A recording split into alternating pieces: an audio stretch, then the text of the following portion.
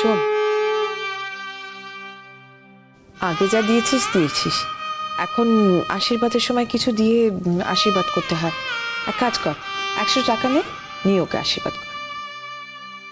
টাকা দিয়ে আমি ওকে আশীর্বাদ করব? দেখি হাতটা দেখি।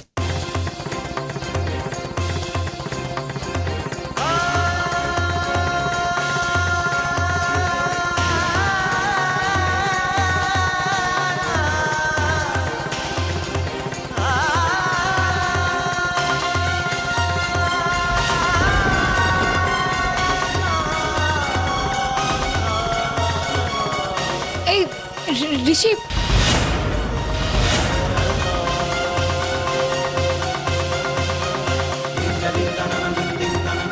ঋষি এটা কি করছো তুমি?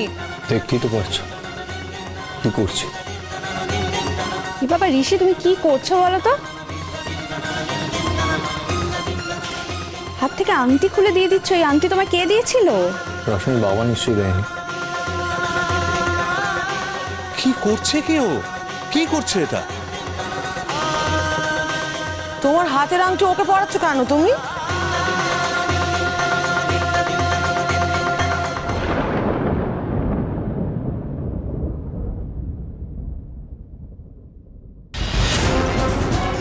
কি করছোটা কি তুমি? হ্যাঁ, একটা অবিবাহিত মেয়ের হাতে আংটি পরানোর মানে তুমি বোঝো?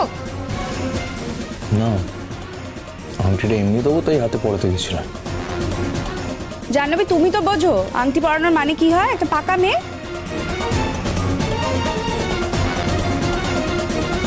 কিছু বলতে পারছো না?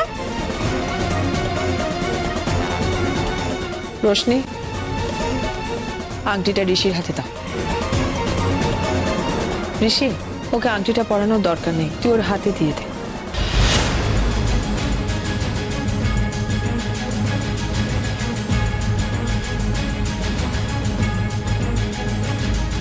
ঋষি, তুমি তোমার আংটিটা ওকে কেন দিয়ে দিচ্ছ?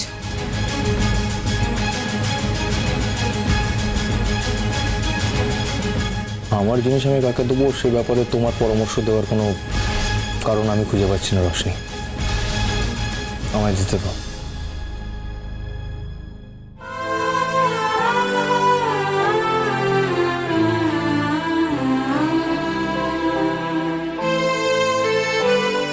আজকের দিনে কাঁদতে নেই।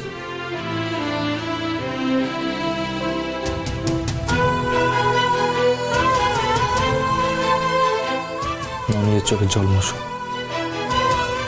এটা কখনো নষ্ট করো না, হারিয়ে ফেলো না, তোমার কাছে যত্ন করে রেখে দিও। কি অনাথ সৃষ্টির কাণ্ড! বাপরে বাপরে বাপ! ছোট, তোকে আমি চিনতে পারছি না রে, চিনতে পারছি নে। নিজের ছেলের জীবনটা তুমিও কি লেখার মতন বলবে দিদি ভাই যে আমি আমার নিজের ছেলের জীবনটা নষ্ট করছি?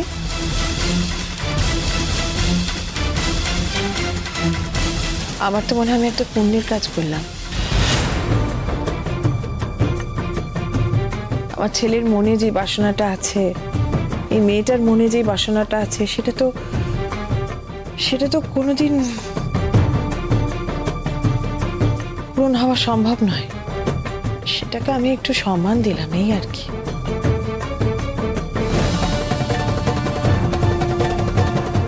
এই আশীর্বাদে আমার থাকার কোনো আগ্রহ নেই, কোনো প্রয়োজন নেই।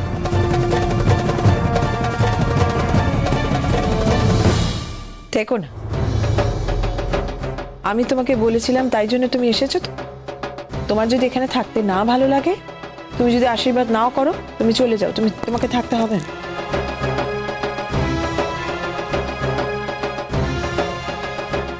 জাহ্নবী, জানো তো তোমাকে বোধহয় আর কেউ আশীর্বাদ করবে না। কি দিদি ভাই, তুমি কি ওকে আশীর্বাদ করবে?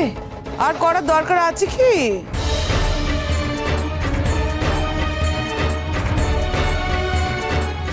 আমাদের সকলের হয়ে তোরাই তো আশীর্বাদ করে দিয়েছিস। না না, ঠিক আছে, জিজ্ঞাসা করছি তাও একবার। ওর খাবারটা তাহলে কি এখন এনে দেবো?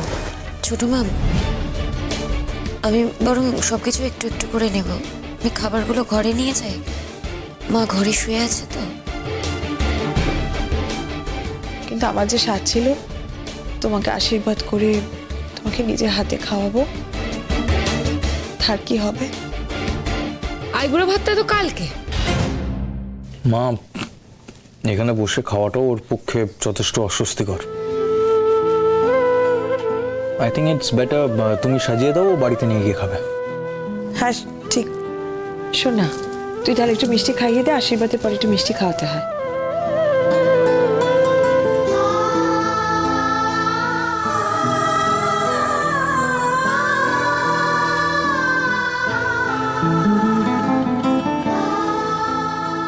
আরে আমাকে তো বললি, থাক থাক।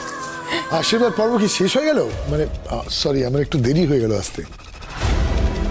আপনি না না, আসলে ওর বিয়ে যে ছেলের সাথে হচ্ছে সে তো আমারই চেনা।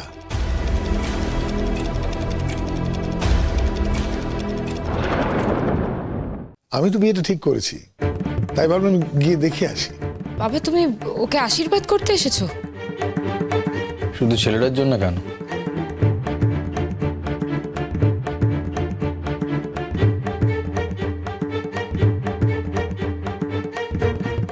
আশীর্বাদ তো আপনার নিজের জন্যও করার কথা। আপনার নিজের মেয়ের বিয়ে হচ্ছে।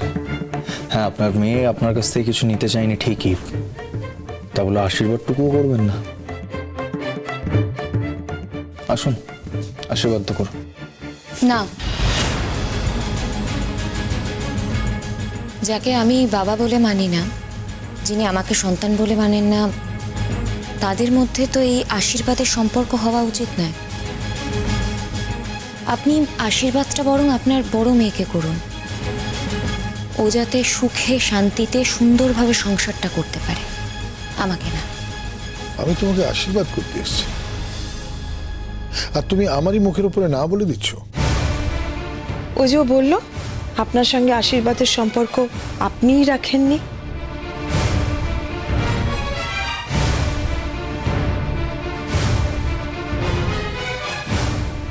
আমরা তো দেখতে পাচ্ছি, সবাই দেখছি। তা না হলে আপনার মেয়ের বিয়ে অন্য লোকের বাড়ি থেকে হয় কি করে বলুন তো? হ্যাঁ, শেষ পর্যন্ত আপনি ওর বিয়ে দিতে রাজি হয়েছিলেন, কিন্তু সেটা তো আপনার বড় মেয়ের সুখের জন্য।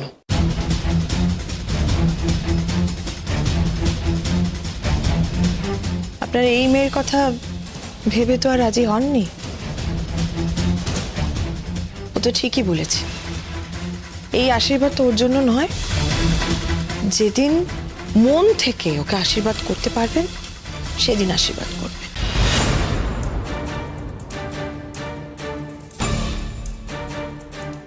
এই অপমানটা যে আপনার হবে এটা আপনার বোঝা উচিত ছিল।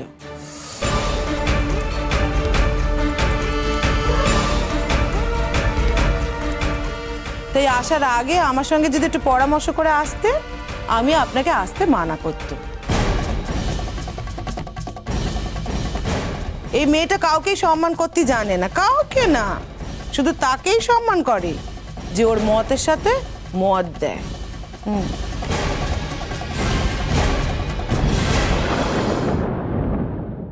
মেজমা, তুমি যদি আমার জায়গায় থাকতে এই কথাগুলো বলতে পারতে?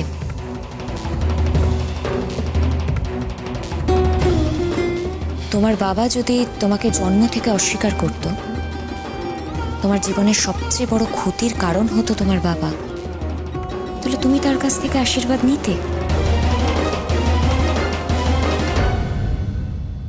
আসলে কি বলো তো, দূর থেকে কোনো মানুষের ব্যাপারে কমেন্ট করাটা না খুব ইজি। নিজের জীবনে যখন সেই ঘটনাগুলো ঘটে তখন সেই একই কথাগুলো অনেক কঠিন হয়ে যায়। অবশ্য তুমি বুঝবে না। আর আমি চাই আমাদের বাবা মেয়ের সম্পর্কের মধ্যে যেন কেউ না আসে। এই ব্যাপারটা আমাদের মধ্যেই থাক। শেষ পর্যন্ত তোমাকে আশীর্বাদ করতে এসেছিলাম, কারণ মেয়ে হিসেবে স্বীকৃতি তো আমি তোমাকে আগেই দিয়ে ফেলেছি।